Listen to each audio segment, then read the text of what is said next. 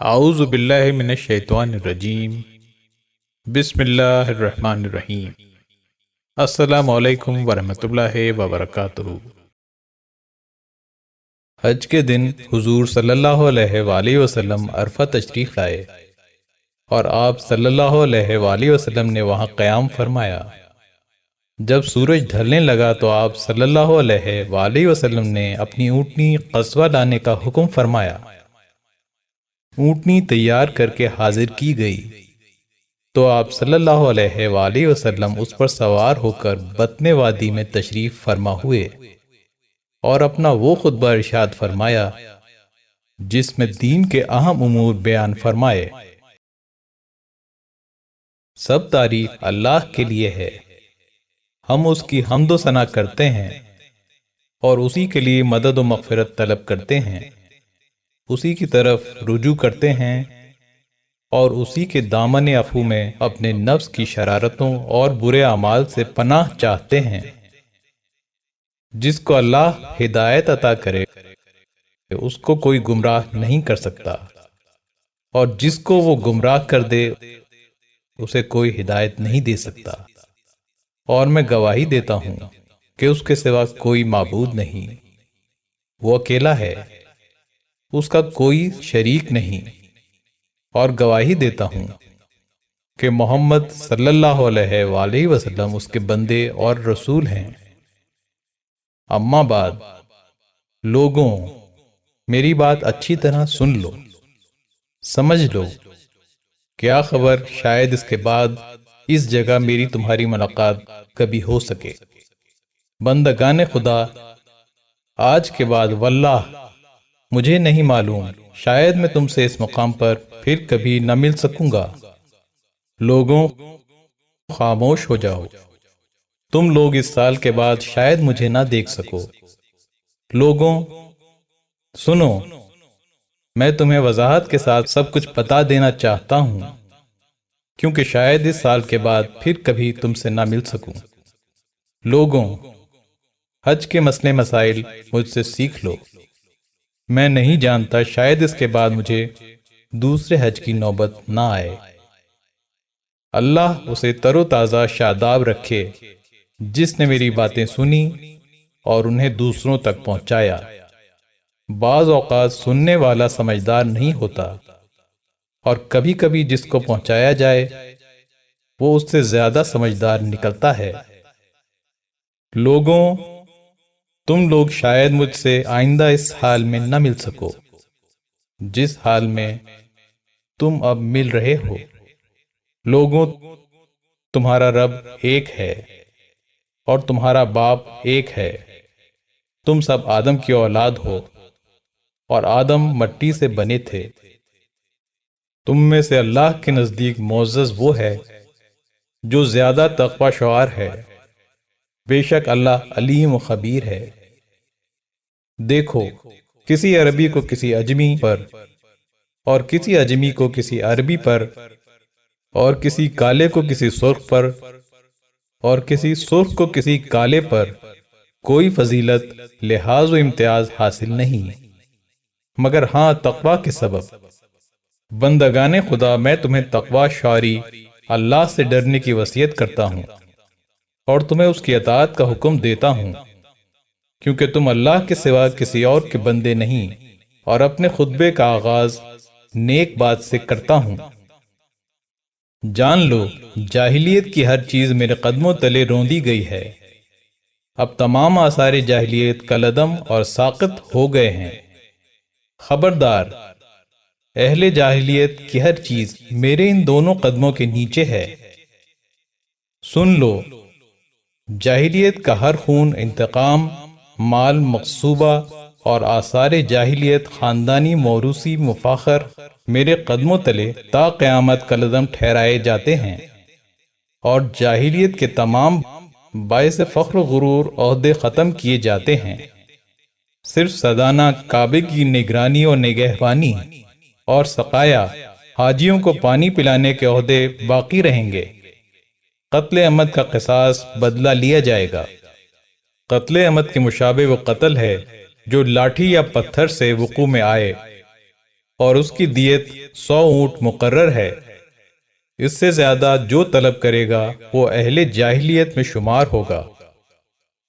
ہر قسم کا سود آج سے ممنوع قرار پاتا ہے، البتہ تمہیں اپنی اصل رقم لینے کا حق ہے، جس میں نہ اوروں کا نقصان ہے اور نہ تمہارا نقصان۔ اللہ نے یہ بات طے کر دی ہے کہ سود کی کوئی گنجائش نہیں ہے، اور زمانہ جاہلیت کے تمام سودی کاروبار اب باطل ہیں، اور جہاں تک کہ عباس بن عبد المطلب کے سود کا تعلق ہے تو وہ تمام کا تمام ساقط ہے۔ زمانہ جاہلیت کے تمام خون کے بدلے انتقام اب کالعدم ہیں، اور اپنے خاندان میں سے پہلا انتقام جسے میں معاف کرتا ہوں ربیعہ بن حارث بن عبد المطلب کے بچے کا ہے، جس کی رضاعت بنی لیس میں ہو رہی تھی کہ بنو حزیل نے اسے قتل کر دیا تھا۔ پس میں پہل کرتے ہوئے انتقام ہائے جاہلیت میں سے خون کا بدلہ معاف کر رہا ہوں۔ دیکھو، اب وہ زمانہ گھوم پھر کر اسی جگہ آ گیا ہے جہاں سے کائنات کی پیدائش کے دن شروع ہوا تھا۔ مہینوں کی گنتی تعداد اللہ کے نزدیک سال میں 12 ہے، اس میں سے 4 محترم حرام ہیں کہ 3 ذی قعد، ذی الحج اور محرم جو متواتر ہیں، اور ایک الگ ہے یعنی رجب جو شہر مدر کہلاتا ہے، اور جو جمادی الثانی اور شعبان کے بیچ ہے، اور مہینہ 29 دن کا بھی ہوتا ہے اور 30 کا بھی۔ سن لو، حج قیامت تک اب ذی الحج کے مہینے کے ساتھ مخصوص رہے گا۔ لوگوں، تمہیں معلوم ہے کہ تم پر کون سا مہینہ سایہ فگن ہے؟ تم کس دن میں یہاں جمع ہو، کس شہر میں موجود ہو؟ سب نے کہا محترم دن، محترم شہر اور محترم مہینے میں۔ تب آپ صلی اللہ علیہ وآلہ وسلم نے فرمایا، بے شک تمہارا خون ایک دوسرے پر حرام ہے، اور تمہارا مال و ملکیت، تمہاری عزت و آبرو، تمہاری کھال، جلد، جسم، بدن بھی ایک دوسرے کے لیے معزز و محترم ہے۔ جس طرح حرمت تمہارے اس دن کو، تمہارے اس مہینے کو، تمہارے اس شہر کو حاصل ہے، یہاں تک کہ تم اللہ سے جا ملو۔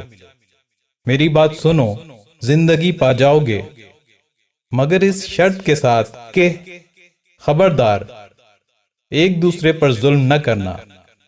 دیکھو، ظلم و زیادتی نہ کرنا۔ خوب سمجھ لو، ایک دوسرے پر باہم ظلم و ستم نہ کرنا۔ اللہ کے بندوں، میری بات سنو اور سمجھو۔ بلا شبہ ہر مسلمان دوسرے مسلمان کا بھائی ہے، اور تمام مسلمان بھائی بھائی۔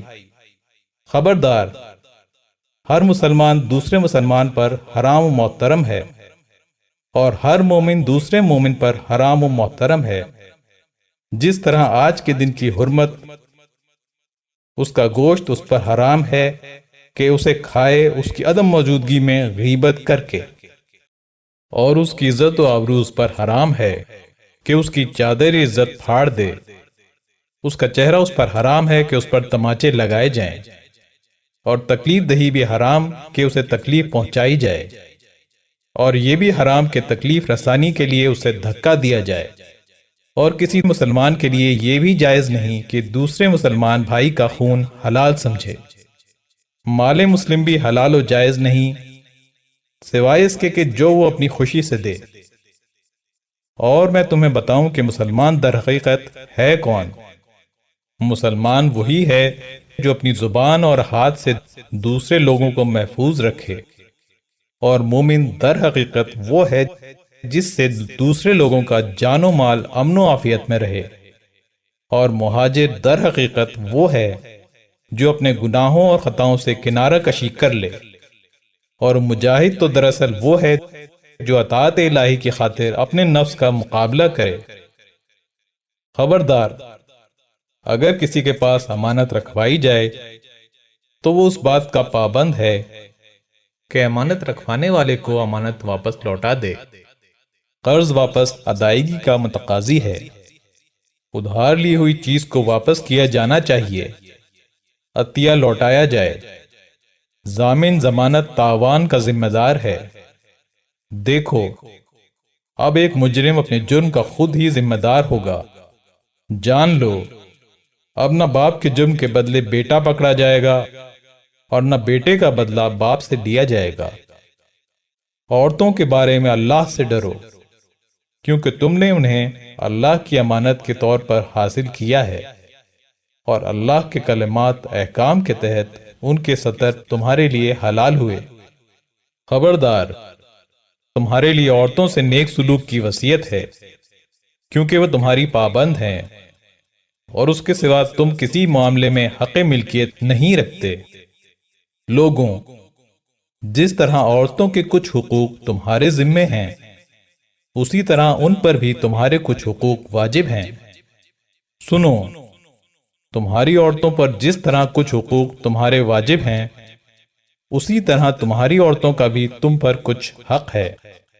جہاں تک تمہارے ان حقوق کا تعلق ہے جو تمہاری عورتوں پر واجب ہیں، تو وہ یہ ہیں: وہ کوئی کام کھلی بے حیائی کا نہ کریں، وہ تمہاری عزت کسی ایسے شخص سے پامال نہ کرائیں جسے تم پسند نہیں کرتے، وہ تمہارے گھر میں کسی ایسے شخص کو داخل نہ ہونے دیں جسے تم ناپسند کرتے ہو، مگر یہ کہ تمہاری اجازت سے۔ اگر وہ عورتیں ان باتوں کی خلاف ورزی کریں تو تمہارے لیے اجازت ہے کہ تم انہیں بستروں پر اکیلا تنہا چھوڑ دو، ان پر سختی کرو، مگر شدید تکلیف والی چوٹ نہ مارو۔ دیکھو، کچھ حقوق ان کے بھی تمہارے اوپر عائد ہوتے ہیں، مثلا یہ کہ کھانے پینے، پہننے اوڑھنے، خوراک و لباس کے بارے میں ان سے اچھا سلوک کرو۔ اگر وہ تمہاری نافرمانی سے باز آ جائیں اور کہا مانے تو حسب حیثیت ان کا کھانا، کپڑا، خوراک، لباس، نان نفقہ تمہارے ذمے ہے۔ اور عورتوں پر بھی یہ واجب ہے کہ عورتیں معروفات میں تمہاری نافرمانی نہ کریں، اور اگر وہ فرما برداری کریں تو ان پر کسی قسم کی زیادتی کا تمہیں کوئی حق نہیں۔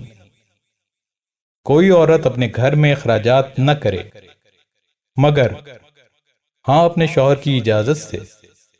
جان لو، لڑکا اولاد اس کی طرف منسوب کیا جائے گا جس کے بستر پر وہ پیدا ہوا۔ بچہ شوہر کی اولاد متصور ہوگا، اور جس پر حرام کاری ثابت ہو اس کی سزا سنگساری ہے۔ زناکار کے لیے پتھر اور ان کا حساب اللہ کے ذمے۔ دیکھو، کسی عورت کے لیے جائز نہیں کہ وہ اپنے شوہر کا مال اس کی اجازت کے بغیر کسی کو دے۔ خبردار، جس نے خود کو اپنے باپ کے علاوہ کسی اور سے منسوب کیا، یا کسی غلام نے جان بوجھ کر اپنے آقا کے سوا کسی اور آقا سے نسبت قائم کی، تو اس پر اللہ کی، اس کے فرشتوں کی اور تمام انسانوں کی لعنت ہوگی، اور قیامت کے دن اس سے کوئی بدلہ یا معاوضہ قبول نہیں کیا جائے گا۔ اور ہاں، غلام، تمہارے غلام، ان سے حسن سلوک کرو، جو تم کھاتے ہو اس میں سے ان کو بھی کھلاؤ، اور جو تم پہنتے ہو اس میں سے ان کو بھی پہناؤ۔ اگر وہ کوئی ایسی خطا کریں جسے تم دیکھو کہ معاف نہیں کر سکتے، تو اللہ کے بندوں انہیں فروخت کر دو، مگر انہیں بھیانک سزا، عذاب تو نہ دو۔ اور ان کے بارے میں بھی تمہیں حسن سلوک کی وصیت کرتا ہوں۔ جو لونڈیاں تمہارے زیر تصرف ہیں، بس ان کو وہ کھلاؤ اور پہناؤ جو تم کھاتے پہنتے ہو۔ لوگوں، بے شک مجھے حکم دیا گیا تھا کہ لوگوں سے لڑوں یہاں تک کہ وہ لا الہ الا اللہ کے قائل ہو جائیں، اور جب وہ اس کلمے کا اقرار کر لیں تو گویا انہوں نے اپنی اپنی جانوں اور مالوں کو بچا لیا، اور باقی حساب اللہ کے ذمے ہے۔ اللہ کے ساتھ کسی کو شریک نہ ٹھہراؤ، اور نہ کسی کی ناحق جان لو، نہ قتل کرو، نہ بدکاری زنا کرو، اور نہ ہی چوری سرقہ کرو۔ لوگوں، اچھی طرح سمجھ لو، میرے بعد نہ کوئی پیغمبر آنے والا ہے اور نہ کوئی آئے گا۔ لوگوں، اچھی طرح جان لو، میرے بعد نہ کوئی پیغمبر آنے والا ہے اور نہ تمہارے بعد کوئی امت ہوگی۔ اپنے خطاب کے دوران رسول اللہ صلی اللہ علیہ وآلہ وسلم نے مسیح دجال کا ذکر فرمایا، پھر ذکر نے کافی طول پکڑا۔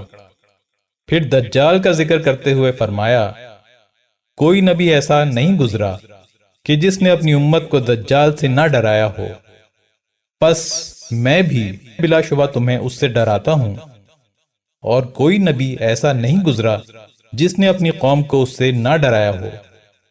بے شک میری سب سے افضل دعا بلکہ تمام انبیاء ماقبل کی یہی ہے، لا الہ الا اللہ وحدہ لا شریک لہ، لہ الملک و لہ الحمد بیدہ الخیر یحیی و یمیت وہو علی کل شیء قدیر۔ خوب سن لو، اپنے پروردگار کی عبادت کرو، نماز پنجگانہ ادا کرو، رمضان کے روزے رکھو، اپنے رب کے گھر خانہ کعبہ کا حج کرو، اپنی زکوٰۃ خوشی خوشی دیا کرو، اپنے حکام کی اطاعت کرو، اور اس طرح ان امور کی انجام دہی کے بعد بطور اجر اپنے رب کی جنت میں داخل ہو جاؤ۔ اللہ سے ڈرو، ترازو سیدھی رکھ کر تولا کرو، اور لوگوں کو ان کی چیزیں ناپ تول میں کم نہ دیا کرو، اور ملک میں فساد کرتے نہ پھرو۔ خبردار، دین میں غلو، مبالغہ آمیزی، انتہا پسندی سے بچو، اس لیے کہ تم سے پہلے جو قومیں تھیں وہ دین میں مبالغہ آرائی کی وجہ سے ہلاک کر دی گئیں۔ لوگوں دیکھو، شیطان اس بات سے تو بے شک بالکل مایوس ہو چکا ہے کہ تمہاری اس سرزمین پر کبھی اس کی پرستش کی جائے گی، مگر چوکنا رہو، وہ اس بات پر بھی راضی ہوگا کہ اس پرستش کے سوا چھوٹی چھوٹی باتوں میں اس کے اشاروں کی تعمیل کی جائے۔ پس اپنے دین و ایمان کی حفاظت کی خاطر اس سے بچے رہنا۔ لوگوں، اللہ نے میراث ترکہ میں ہر وارث کا جداگانہ حصہ مقرر کر دیا ہے، اس لیے وارث کے لیے تمام مال میں وصیت کرنا جائز نہیں، چنانچہ کسی کو 1/3 سے زائد مال کی وصیت کا حق نہیں ہے۔ بقول راوی پھر حضور صلی اللہ علیہ وآلہ وسلم نے ہمیں صدقے کا حکم دیا اور فرمایا، صدقہ دیا کرو، اس لیے کہ میں نہیں جانتا مگر شاید تم آج کے بعد پھر مجھے نہ دیکھ سکو۔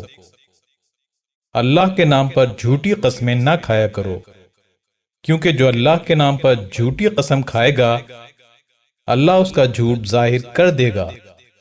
لوگوں، علم، تعلیم، معلومات میں سے جو کچھ حاصل کر سکتے ہو لے لو، اس سے پہلے کہ وہ سمیٹ لیا جائے اور قبل اس کے کہ علم کو اٹھا لیا جائے۔ خبردار، علم کے اٹھائے جانے، ختم ہو جانے کی ایک شکل یہ بھی ہے کہ اس کے جاننے والے ختم ہو جائیں گے۔ آپ صلی اللہ علیہ وآلہ وسلم نے یہ بات 3 مرتبہ فرمائی۔ دیکھو، 3 باتیں ایسی ہیں جن میں مومن کا دل دھوکہ، فریب، کینے کا شکار نہیں ہوتا، یعنی عمل میں اخلاص کہ صرف اللہ کے لیے، مسلمان حاکموں کی خیر خواہی میں، عام مسلمانوں کی جماعت سے وابستگی میں، کیونکہ ان مسلمانوں کی دعائیں انہیں گھیرے رہتی ہیں، ان پر سایہ فگن رہتی ہیں۔ اللہ نے ایسی کوئی بیماری، دکھ، تکلیف پیدا نہیں کی جس کی دوا بھی نہ اتاری ہو سوائے بڑھاپے کے۔ لوگوں میری بات سمجھو، کیونکہ میں نے سب کچھ تم تک پہنچا دیا ہے۔ میں نے تمہارے درمیان ایک ایسی چیز چھوڑ دی ہے کہ تم کبھی گمراہ نہ ہوگے اگر اسے مضبوطی سے تھامے رہے، اور وہ ہے اللہ کی کتاب۔ اور میں نے تمہارے درمیان ایسی چیزیں چھوڑ دی ہیں کہ اگر ان کو تھامے پکڑے رہے تو پھر کبھی بھی گمراہ نہ ہوگے۔ صاف و روشن اللہ کی کتاب اور اس کے نبی کی سنت۔ لوگوں سنو اور اطاعت کرو، اگرچہ تمہارے اوپر کوئی نک کٹا حبشی غلام امیر بنا دیا جائے جو تمہارے درمیان کتاب اللہ کے احکام کو قائم نافذ کرے۔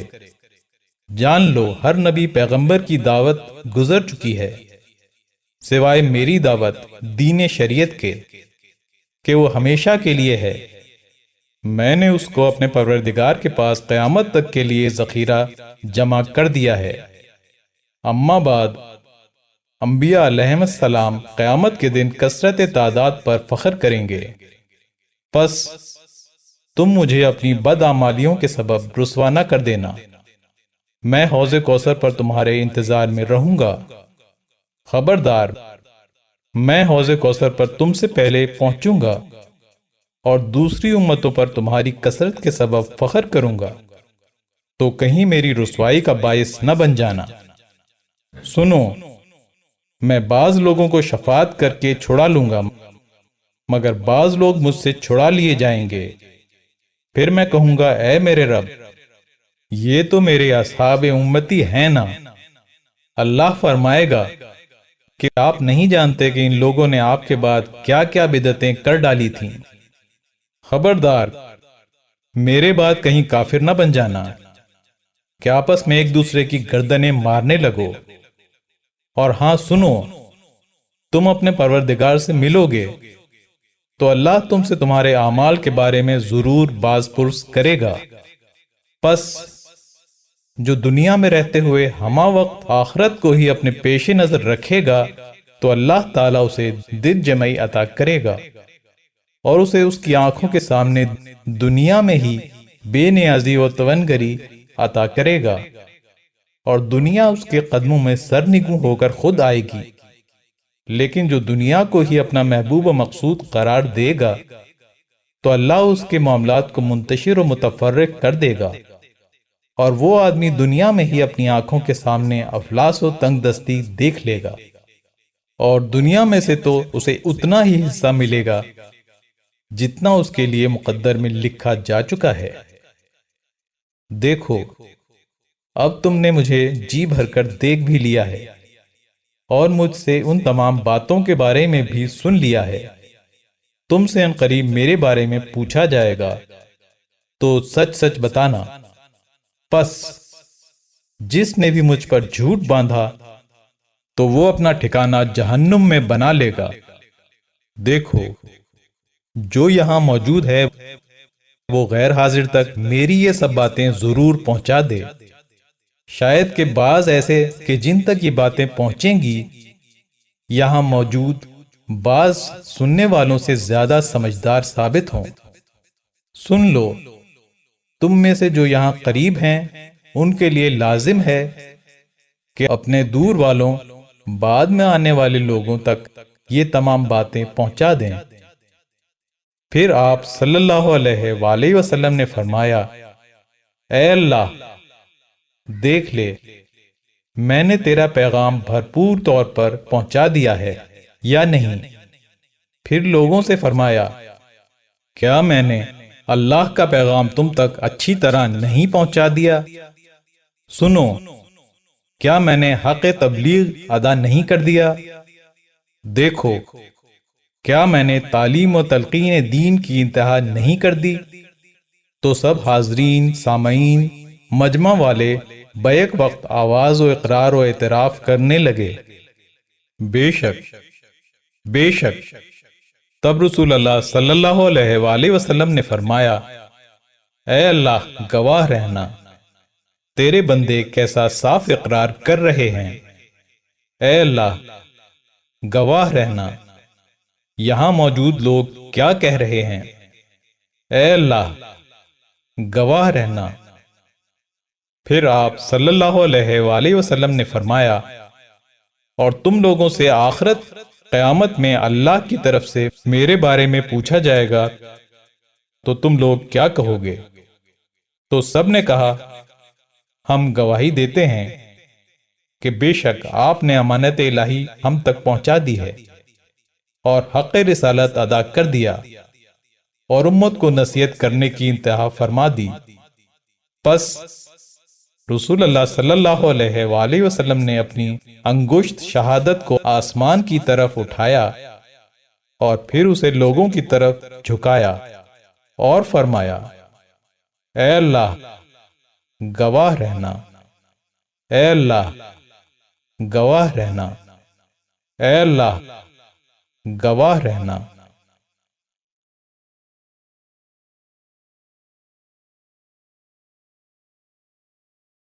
امید ہے ویڈیو آپ کو پسند آئی ہوگی۔